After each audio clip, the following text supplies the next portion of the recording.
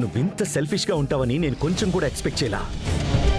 ఇప్పుడు నువ్వు కానీ నిజం చెప్పలేదనుకో, నేను ఇంకో నిజం చెప్పాల్సి ఉంటుంది. దేని గురించి రవి సార్? మీ నాన్ననే మా నాన్న యాక్సిడెంట్కి కారణం అని చెప్పి మీ నాన్న ఎక్కడున్నా నేను కనిపెట్టి పట్టుకొని వాడిని జైలుకి పంపిస్తాను. శిక్ష పడేటట్టు చేస్తాను. రవి సార్, అందరిలాగా మీరు నన్నెందుకు తప్పుగానే చూస్తున్నారు? మీరు చిన్న పిల్లాడిలాగా ఉన్నప్పటి నుంచే మీ ఇంట్లోనే కదా మా నాన్న పనిచేశారు. మీకు ఆయన గురించి తెలుసు కదా. మావయ్యకి ఆయన ఫ్రెండ్ గురించి అంతా తెలుసు. ఈ నిమిషం వరకు అంత నమ్మకంతో ఉన్నారు. ఆయన కొడుకు మీరు. ఎందుకు మనసులో ఇంత కోపం పెంచుకున్నారు మీరు? రవి సార్, మా నాన్న తప్పే చేయలేదు. అది మాత్రం నేను అస్సలు నమ్మలేను. నిరూపిస్తాను సార్. మీరు తొందరలోనే నమ్ముతారు. మా నాన్న మీద వేసింది నింద అని మీరు నిరూపించి, ఇప్పటి వరకు మీరు ఆయన గురించి తప్పుగా ఆలోచించినందుకు మనసారా మీ చేత క్షమాపణ చెప్పేట్టు చేస్తాను. చూద్దాం. ఏంటి అరుపులు వినిపిస్తున్నాయి? అన్నిటికీ మించి జాను నిన్ను ఇంటి నుంచి పంపించేసే రోజు ఎక్కువ దూరంలో లేదు. పంపించేట్టు నేను చేస్తా. మళ్ళీ గొడవ పడుతున్నారా? ఫు. ఛాన్సే లేదు సార్. దానికి ముందు జాన్సమ్మనే కాదు, మీరు కూడా నన్ను యాక్సెప్ట్ చేసి నాతో కలిసి సంతోషంగా ఉండబోతున్నారు. చూస్తారా? జరిగే ఛాన్సే లేదు. హ, మనమే ఏదో ఒకటి చేయాలి. ఏం చేద్దాం? ఐడియా వచ్చింది.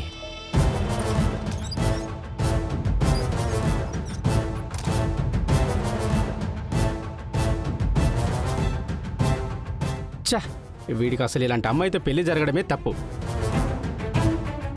వీడికి సంయుక్త లాంటి అమ్మాయి అయితేనే కరెక్ట్గా ఉండేది. అప్పుడు తెలిసేది బంగారు యొక్క విలువ. అయినా బంగారైనా ఎన్ని రోజులు భరిస్తుంది వీడితో? ఇంత టార్చర్ పెడుతున్నాడే. నిజంగానే సైకోగాడీడు. కేడీ, అయ్యయ్యో ఝాన్సీ అమ్మా, ఎలారా? ఏంటి పైనుంచేదో గొణుగుతూనే ఉన్నావు? వద్దు ఝాన్సీ అమ్మ, వదిలేయండి. చెప్తే మీరు బాధపడతారు. చెప్పు కేడీ. చూడండి ఝాన్సీ అమ్మ, ఇప్పటి వరకు రవి బంగారి సంతోషంగా ఉన్నారని అనుకున్నాం మనం. అవును. అలాంటిది ఏమీ లేదు. బంగారిని పట్టుకొని వాడు ఎన్నెన్ని మాటలు అంటున్నాడో. పాపం బంగారి ఎన్ని రోజులని వాడు టార్చర్ భరిస్తూనే ఉంటుంది. వీడికి అసలు ఎలాంటి అమ్మాయి కావాలో అర్థమే కావట్లేదు ఝాన్సీ అమ్మ. బంగారి కంటే బెస్ట్గా ఉండే అమ్మాయి వీడి జీవితంలో దొరుకుతుందా ఝాన్సీ అమ్మ? ఎప్పటికి అర్థమవుతుందో వీడికి.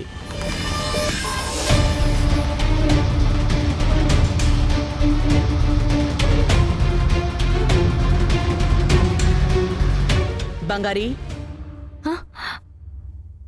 ఒక నిమిషాలారా.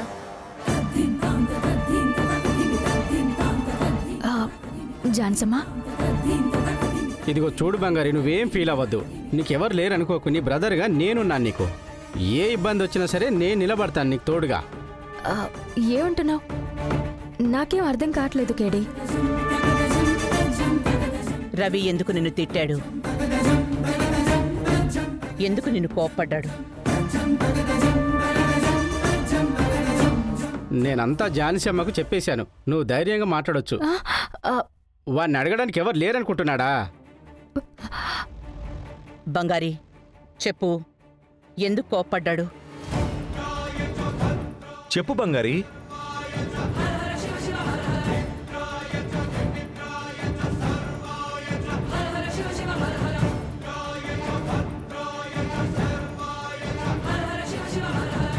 చెప్పు. ఎందుకు సైలెంట్గా ఉన్నావు? చెప్పేయచ్చు కదా.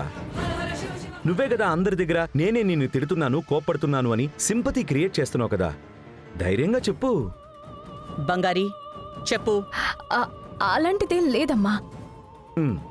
జాను, బంగారి బుజ్జి అత్త. రవి సార్, ఉండు ఉండు, నేను చెప్పాల్సింది చెప్పేస్తా. ఆ బుజ్జి అత్తని బంగారి వర్క్లో పెట్టుకోవటం, అలాగే బర్త్డేకి తీసుకురావటం, ఇదంతా నాకు అస్సలు నచ్చలేదు. ఆవిడ మన చుట్టుపక్కల ఎక్కడా ఉండకూడదు అని నేను అనుకుంటున్నాను. ఇన్నేళ్లు మనకి దూరంగా ఉన్న ఆవిడ ఎందుకిప్పుడు మన దగ్గర ఉండాలి?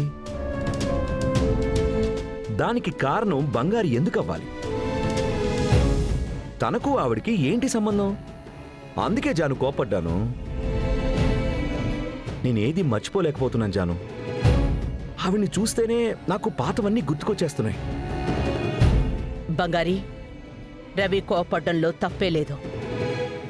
తనకి పెళ్లి జరిగినప్పటికే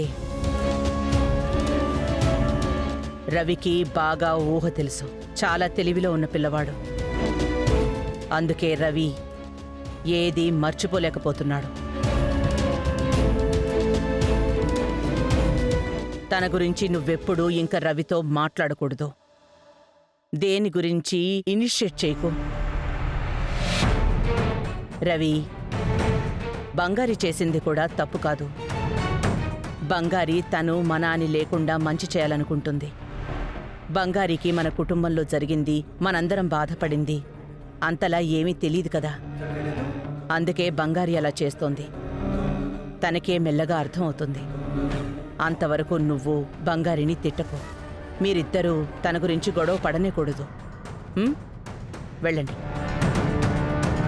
బంగారి రా.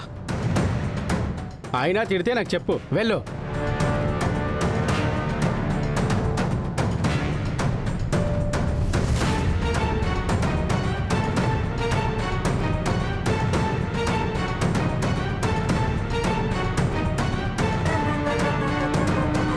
రవి సార్, ఏంటి బంగారి, ఒక సెకండ్ ప్రాణాలు పోయినట్టు అనిపించింది కదా. కాళ్ళు చేతులు వణికి చెమట్లు కూడా పట్టేసినట్టున్నాయి. బాగా భయపడిపోయావా? ఇది జస్ట్ బిగినింగే. ఇలా నీ జీవితాంతం భయపడుతూనే ఉంటావు. ఒకరు మనల్ని గుడ్డిగా నమ్ముతున్నప్పుడు వాళ్ళని మనం మోసం చేస్తే ఆ బాధ ఉంటుందే, ఆ బాధ నీకు కొద్ది కొద్దిగా అర్థమవుతుంది. జాను ఇప్పుడు కూడా నీకు సపోర్ట్ చేస్తూనే మాట్లాడుతుంది. కానీ నువ్వు తనకి అంత పెద్ద ద్రోహం చేస్తున్నావు. ఆ ద్రోహం బయటపడిన రోజు జాను ఝాన్సీదేవి విశ్వరూపాన్ని చూస్తావు. అప్పుడుంటుంది నీకు.